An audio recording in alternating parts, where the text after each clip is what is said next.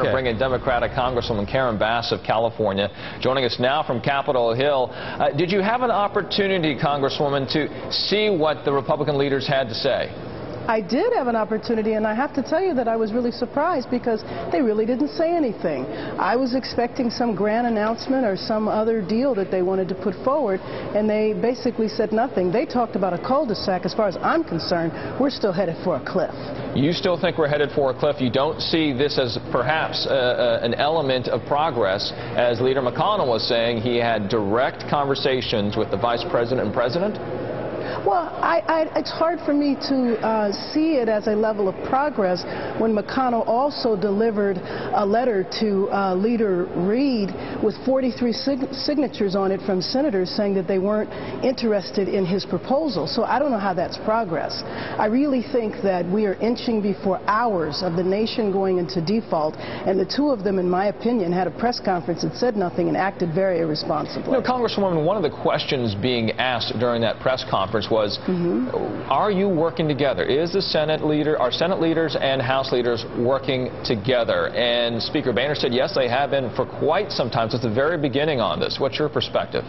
Well, I know that there certainly have been discussions that have been going on, but as you do recall, the Republican leadership has walked away from the table on 3 separate occasions. And so I certainly know that there have been attempts. I listened to Leader Reid yesterday say that he was waiting for McConnell to even have a conversation with him, and he wouldn't even talk to him. So I'm not sure what their version of working together really means. It doesn't seem very genuine to me. What about today? Democrats and Republicans, House and Senate at this moment, are they working together today? We saw both sides working very vigorously on the floor, the vote that you were there for, as well as the Senate debating Harry Reid's bill. Well, you know, I would love to say that that's the case, but I will tell you the vote that we just took on the floor was a very difficult vote for Democrats, period.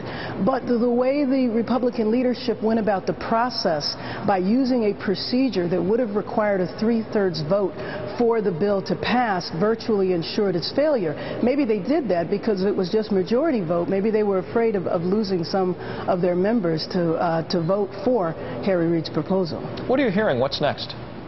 Well, we're all in a holding pattern, you know. I mean, we are within hours away from a default. I'm very concerned. I'm hearing from constituents in my district who are wondering whether or not they'll be able to receive, you know, the support that they typically have. I know I spent time on an hour telephone town hall trying to explain to constituents what is really going on and who would be paid or wouldn't be paid if we default. I just hope, you know, every time I see Senator McConnell, I just think back to months ago when he said his #1 goal was to make sure that the president was not reelected. And I just hate to have a cynical view, but as we inch before hours of going into default, is that what's in the back of his mind? Is that what this is all about? It's a very scary time, and just to think of it in history that we would be pushed to this point.